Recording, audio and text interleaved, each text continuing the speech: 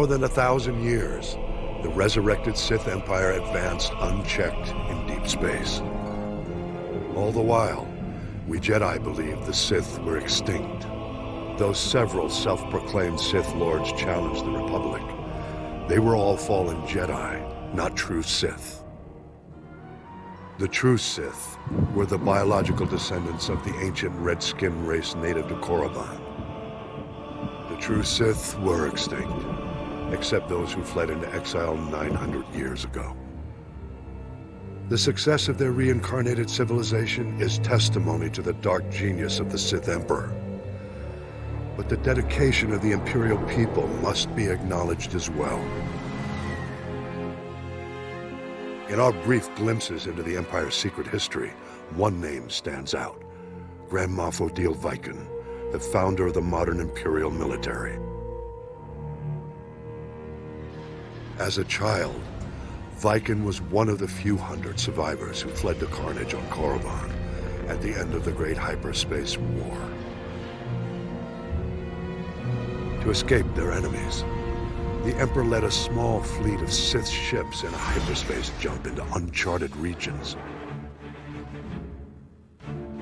The exiled fleet wandered in deep space for many years thereafter. During this time, Viken learned navigation and became one of the fleet's most respected pilots. The survivors finally settled on the jungle world of Dromund Kaas. There, the Emperor revealed his vision to build a new civilization of unrivaled efficiency.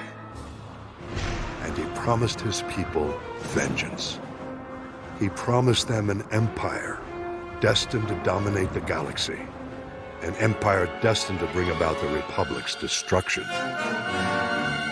The Emperor's role in Reconstruction was as visionary alone.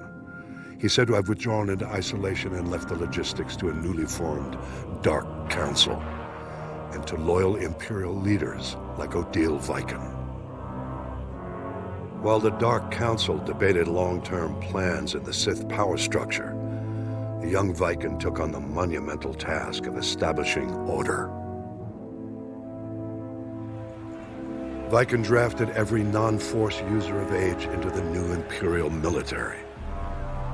He then developed the Imperial Military Training Regimen that remains to this day.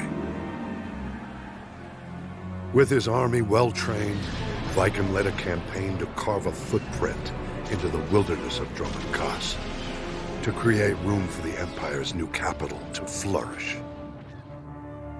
Records suggest that during the campaign, he personally slew a rabid Tyrantatek on the site where the Imperial Citadel stands today. After establishing the Empire's dominion on Dromund Kaas, Viken turned his attention to constructing a new Imperial Navy.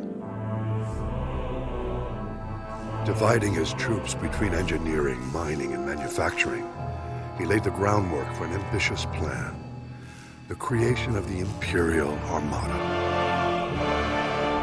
By his own estimates, the task would take centuries.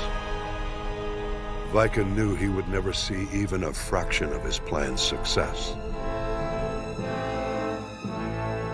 Nonetheless, he garnered the support of the Dark Council and started the work. It was this act which earned Viken the honor of being the first Grand Moff recognized in the new Imperial military. Grand Moff Viken was eventually killed during an Imperial campaign to conquer an alien system in deep space. He died in battle on the bridge of a prototype Star Destroyer, a fitting end to the first Imperial Grand Moff.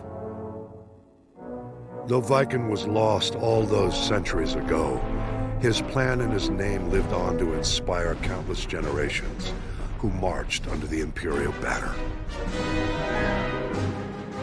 Viken's story represents the surprising loyalty the Imperial citizens show to an empire in which they will always be subservient to the Sith.